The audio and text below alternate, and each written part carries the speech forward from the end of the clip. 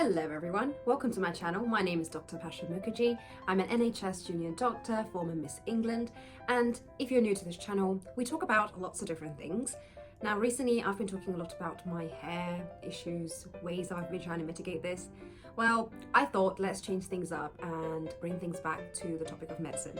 I know this setting is new and different and I'm doing it in very poor light. I'm actually currently filming from France in Paris, and I've been meaning to do this video all day today, and we lost daylight, and here we are, middle of the night. It is nearly midnight and we're filming this video. Now, I haven't spoken about what I've been doing with my medical journey in a while, so I thought I'll talk about where I am. So currently I'm at GP SD1 level, so I'm training to be a GP, and I wanted to talk about why I chose to do GP training.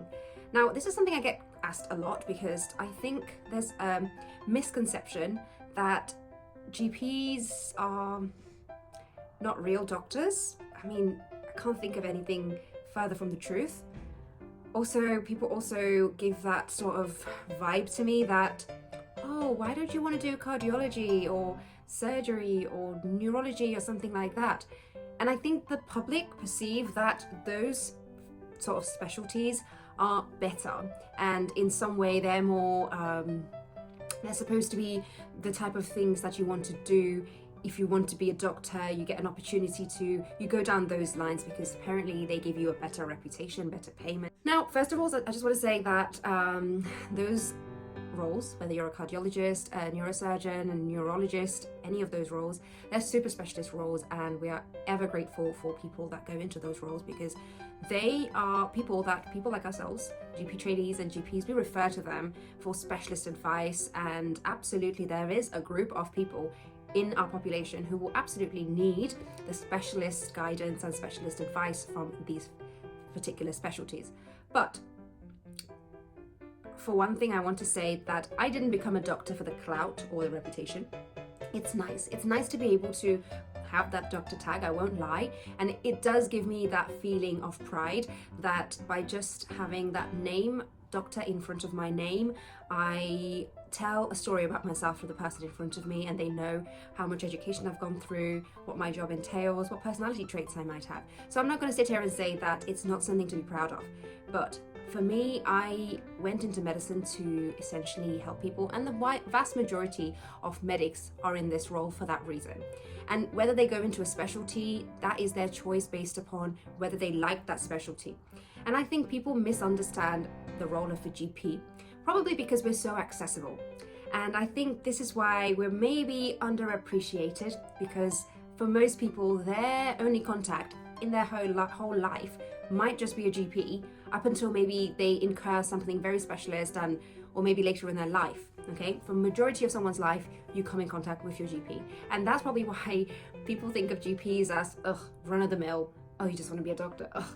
And I think the medical community, especially, I get the vibe that when you say you want to be a GP, they almost think of GPs as people who don't want to work hard, and maybe they didn't want to go through the whole training of doing a specialty training, and therefore they chose GP because it's much shorter and all the rest of it. And I think it's really unfair because GPs contribute massively to the healthcare system, and I think a lot of hospital doctors actually understand how big a role the GPs have, because majority of the consultants that I used to work for in hospital, their thing that they always used to be like, tell the GP, write to the GP to do this test, write to the GP to do this test, or write to the GP to do this, do that. And I just think that, do we even think about how much GPs actually do? And that's why I wanted to tell you guys as to the reasons why I wanted to become a GP. And maybe you can change your mind about the role of a GP actually, okay? So I've got 15 reasons why I think GP training is something that was made for me. Number one, patient autonomy. This is actually the first pillar of medicine, okay? And I think in GP land, we empower our patients to be able to make their own life choices, to be able to manage their own health in their own homes to be able to have more independence with their healthcare. And I think this enables them to overall have better health and prevents them from going into hospital, which is my second reason that actually we prevent so many hospital admissions, because more and more GPs are getting specialist training and they have a special interest where they can actually, develop special skills and special knowledge around a subject, and essentially they can manage people in community better so they don't end up in hospital. And I think this is so crucial because there are increasing pressures on the NHS, especially in secondary and tertiary care, which is hospital medicine. They are constantly, short of beds, short of staff, and of course, short of money overall, okay? So the role of GPs to prevent admissions is so important. Going back to my first point about patient autonomy, now absolutely it's true that even in hospital and every part of the NHS, we try to put patient autonomy first and foremost. But I think some ways in hospital, when someone's really unwell, we have to make a lot of best interest decisions where we have to make decisions on behalf of the patient, and sometimes we tell patients this is what we're going to do.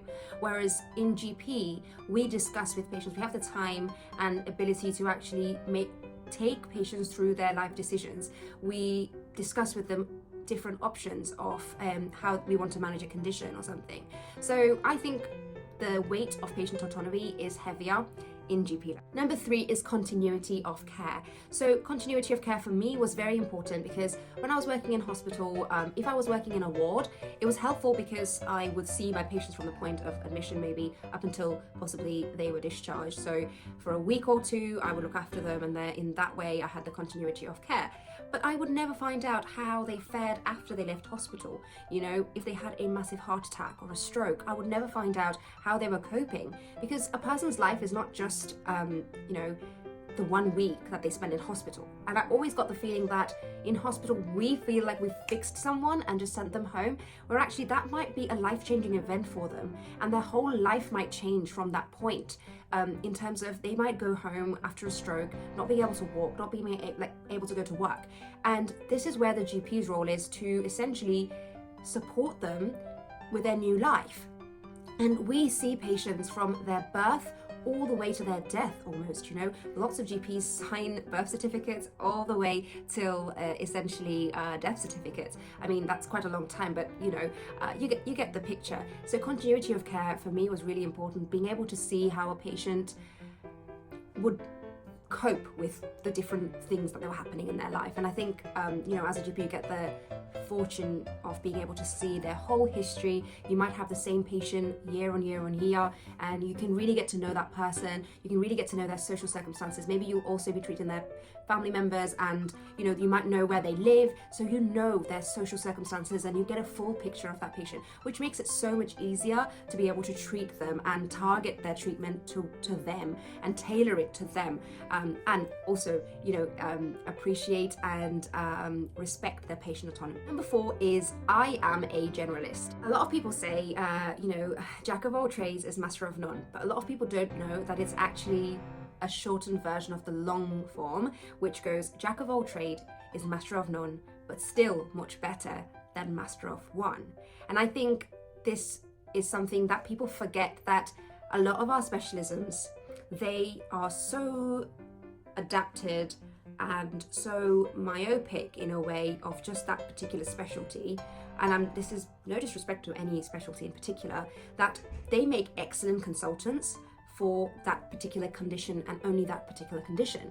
Whereas GPs have to deal with everything from skin to mental health to bones and joints to internal organs to, Botox injections.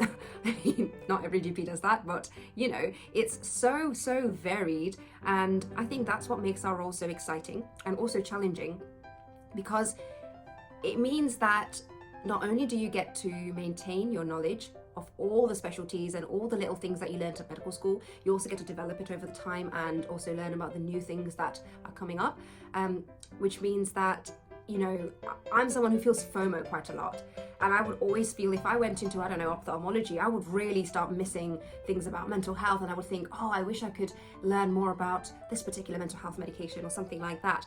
And I didn't want to feel FOMO of any particular specialty, and that's why I think I see myself as a generalist. I like to know a little bit about everything, and actually, frankly speaking, one topic bores me, and I really like the fact that in GP land, you don't know what's going to walk through the door, you don't know who's going to walk through the door. You might have one patient who absolutely drains you because you've just had a really difficult conversation with them, maybe you've given them a diagnosis which really has made you really sad, and the next thing you might have a baby come in and you might have to do a baby check, and that's all exciting and completely different. I think it challenges you to use different parts of your brain, and it keeps you on your toes all the time. So yes, I love being a generalist, and I personally think that for me, I can keep my knowledge a little bit about lots of different things a lot better than just hone it into one particular area. Despite that, I want to add on to say that even as a generalist, you can have a special interest as a GP. So if I had a particular special interest, which for me, for the longest time, my special interest would have been mental health, I can do special courses and education to essentially improve my skills and knowledge on that particular topic, and ask for more patients in my practice with mental health problems to be directed to me. And a lot of GPs actually do this. So I think this is so cool. And again, going back to the whole thing about reducing pressures on the NHS and secondary care services, this is exactly what this is all about. The special interest saves the whole need to keep referring all the time for small bits of advice that could just be dealt with in the community.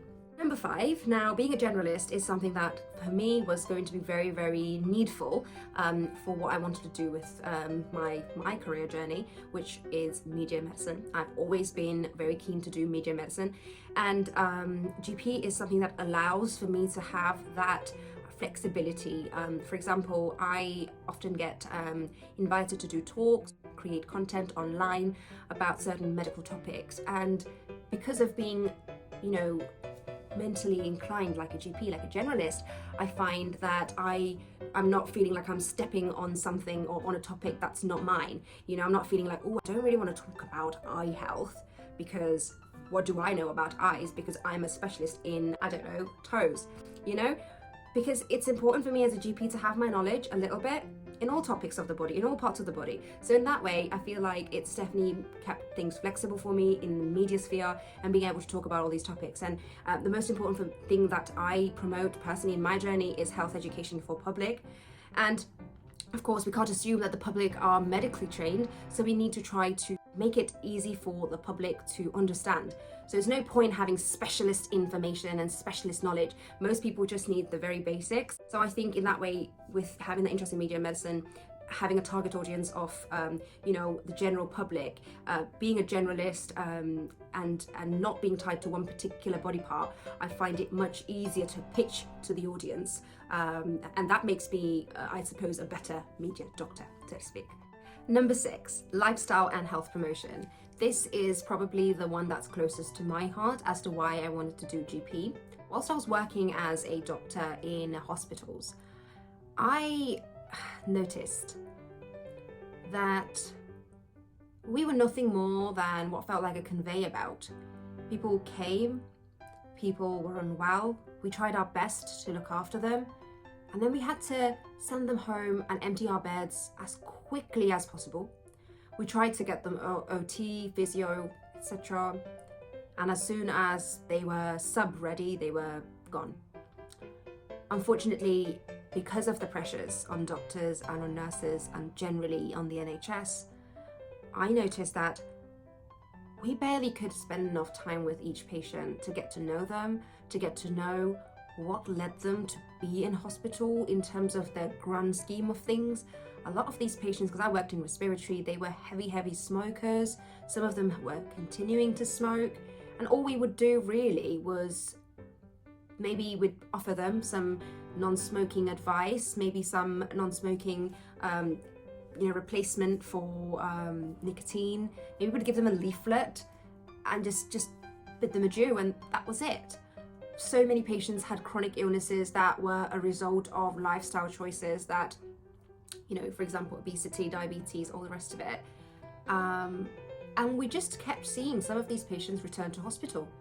they'd be gone and they'd come back in 1 or 2 weeks again, because it'll just be a new sort of sequelae of the same disease process, the underlying disease process, and all we would be able to do would just try the curative methods, because it was too late to try anything regarding prevention, and to try to manage their lifestyle, to try to maybe actually support them in a way outside of just medication and the strong stuff essentially.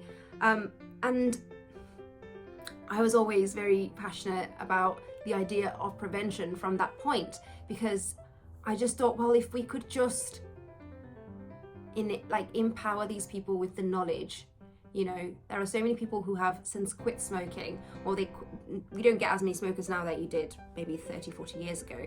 And that came from the fact that the government and just in general, there was a massive push to try to reduce smokers. And there was a bigger push for prevention, essentially. And that's why we saw such a reduction in smokers, essentially. And this could be applied to sugar consumption, just junk food consumption, and so many different things, even exercise. And I know the government over time has tried different things to try to mitigate this problem, but even so, there is lack of knowledge in the general population. There is lack of facilities to try to support them with this. And I feel everything is working against us to try to lead a healthy life. We are stressed. We need things to be done quickly, whether it's food to be prepared and all the rest of it. I could just go on this topic. I, for one, have struggled with sugar addiction for absolutely years now. And I'm actually starting to see the effects of it. And I just feel like I empathize with addicts of any kind, and I understand how difficult it is. And in that way, I feel like a GP is a familiar face who they can see not just once in their lifetime or once when they go into hospital, who just throws advice at them and just tells them to go home, but they can actually make an appointment, or even otherwise as well, make an appointment with the GP, maybe yearly, maybe more than that, and actually discuss their diet, discuss options, discuss resources out there that they could seek out to help them lead a better life. And I'm very, very passionate about lifestyle medicine. In fact, I think this is going to end up being my special interest, because it covers everything. Lifestyle medicine is not just physical health, it covers mental and physical. And I always say that our physical health is directly linked with our mental health, not just because the mind and body are linked and when one suffers the other does too, but because our mind dictates our behaviors, and our behaviors then dictate what we end up with when it comes to our body. And majority of illnesses are either caused or worsened by our lifestyle choices, whether it's sugar intake, whether it's smoking, whether it's sedentary lifestyle, all of these things, So I think lifestyle medicine is something that I was really passionate about, and I knew that I would get the most opportunity to actually practice this in reality in GP setting, because I'll be able to maybe give little amounts of reminders to my patients, give them small amounts of support and encouragement on every visit that I have with them, rather than be able to only see them for a short period of their time and their in their lifetime. Number seven is chronic illnesses. Now this ties in with lifestyle. As I said, a lot of our patients have illnesses that are a result of lifestyle, which means that they get a diagnosis maybe in their 40s of high blood pressure or diabetes. And they won't just necessarily die from that one diagnosis, or it's not okay, now you've got this illness, now you're better, bye. It's neither of those two. It's something that they now have to live with. They probably get bored of that particular tag, because even if in the beginning they are encouraged to feel like, okay, I can do something about this, maybe I'll make some lifestyle changes, it's exhausting having a chronic illness. It's exhausting for doctors to manage, because they're slowly, insidiously worsening illnesses that slowly eat away at the person. They affect a person's mental health, they change the person's life and their lifestyle, because, they start experiencing slow changes in their body, which means they might not be able to engage in a particular activity that they used to be able to before. So these are life-changing, diagnoses. And this is where I think we as GPs have a bigger role to help our patients manage these conditions better, to have services available in the community. We as GPs are empowered to support patients through their life, through their journey of living with a diagnosis of a chronic illness. and we also know the full picture rather than just seeing a glimpse of it. Again, all of these points, they feed into each other, so it might sound like I'm repeating myself, but actually they all feed into each other. Number 8 is mental health. Now, I wanted to be a psychiatrist. In fact, psychiatry was the reason I actually went into medicine in the first place. So for me, I was set on the idea of becoming a psychiatrist. In fact, psychiatry was always, I always had really positive experiences with psychiatrists. And it wasn't until I did the other specialties, whether it was medicine or surgery or I can't even remember what else I've done, but yeah, mainly those.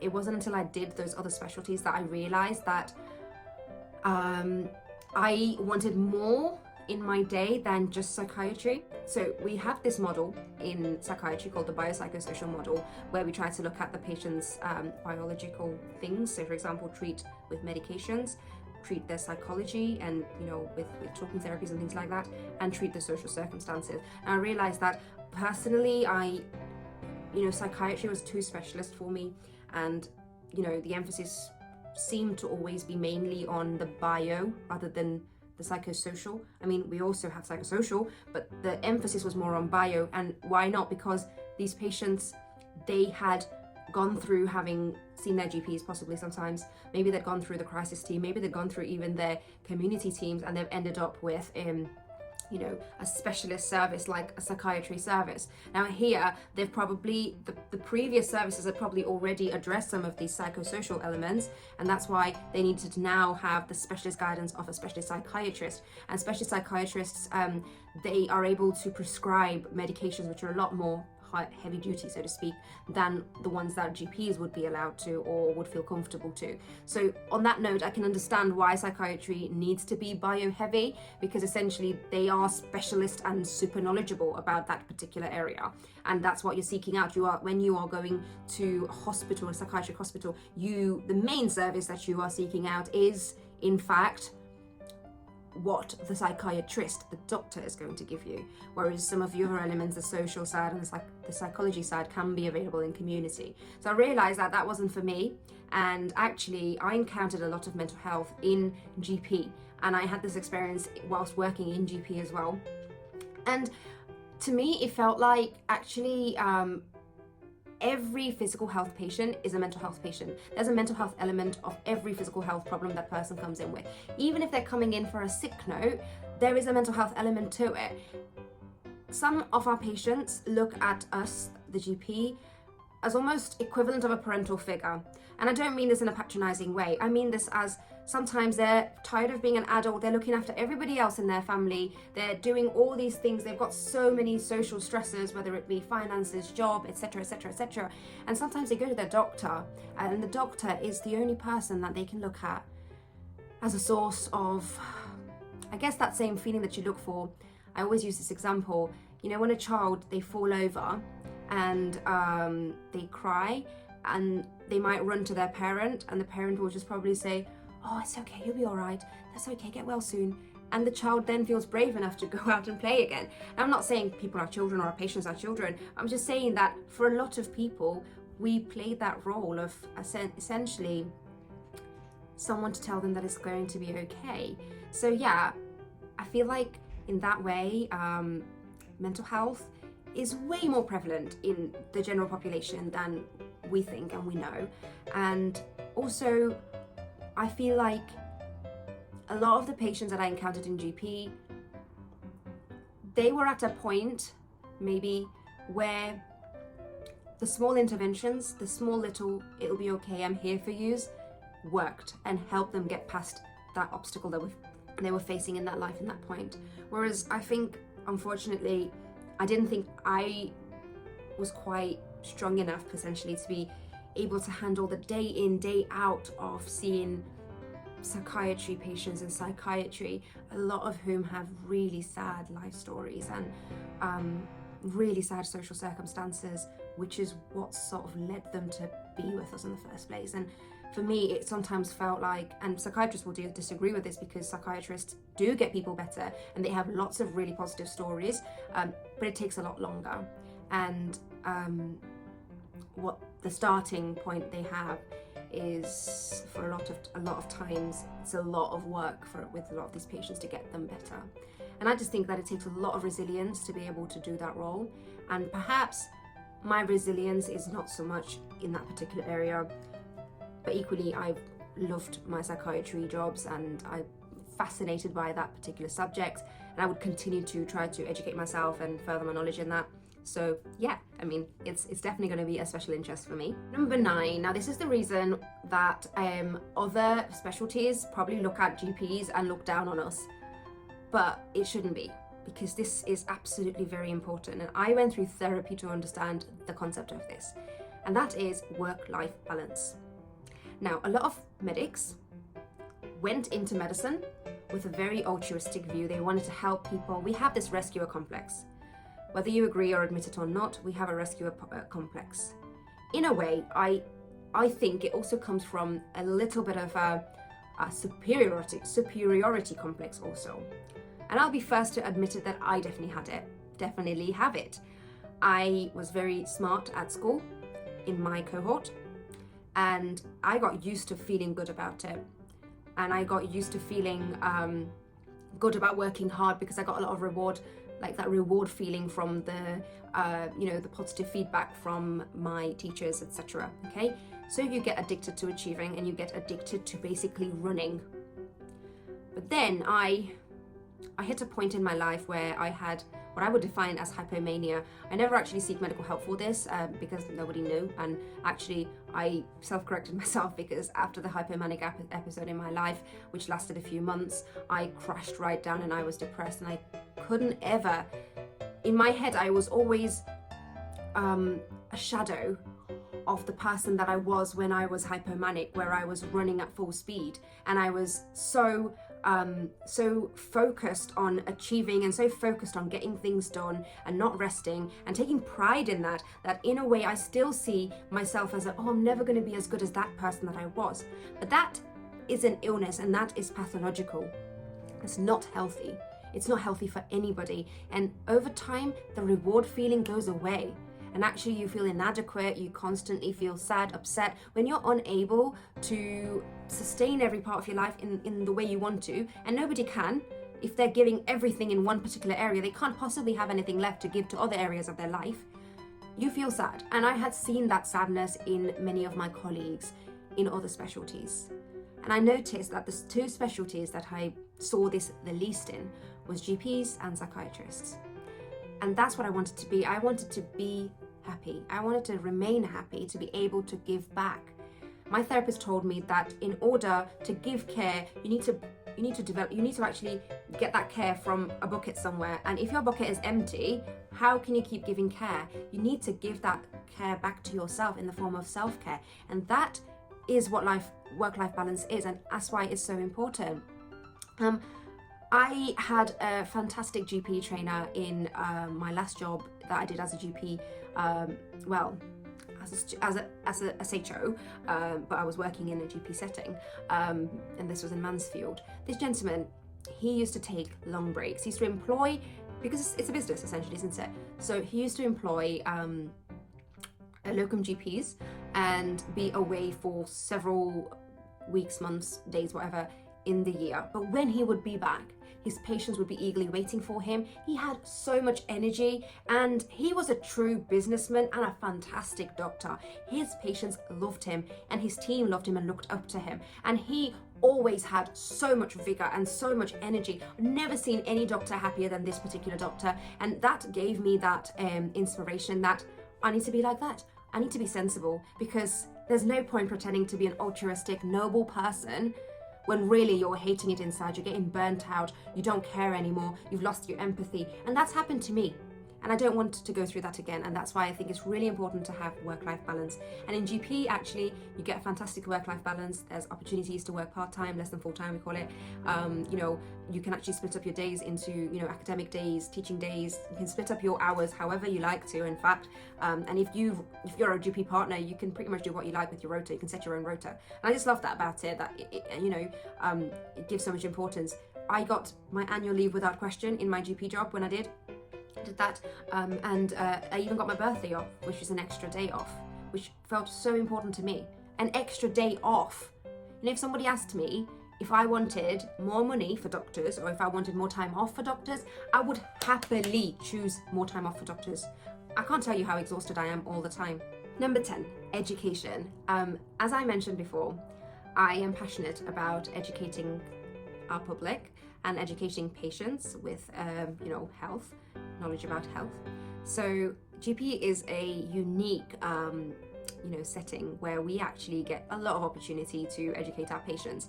We have to start them on new medication, we have to tell them about their condition, maybe tell them how to use their blood sugar monitor and all these things. Equally, you get the opportunity to teach other medical students, your colleagues. There's a whole specialty which you can cover, which is medical education within GP. And I love that because I love being bossy boots and teaching. Number 11, now this one's a controversial one because I always address myself as an NHS junior doctor, and this is a very big part of my identity. I'm very proud to be part of the NHS, and I think what we do is fantastic. It's amazing. However, I think what makes the NHS amazing is the people that work in it, specifically nurses and doctors and HCAs and basically the clinical team. I'm not sure if I honestly, personally, see myself working in the NHS forever.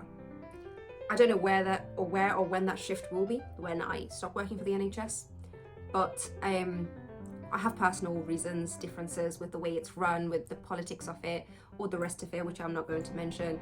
Essentially, I don't see myself being part of that in the future. And this might be the first time that I'm disclosing this, but yeah.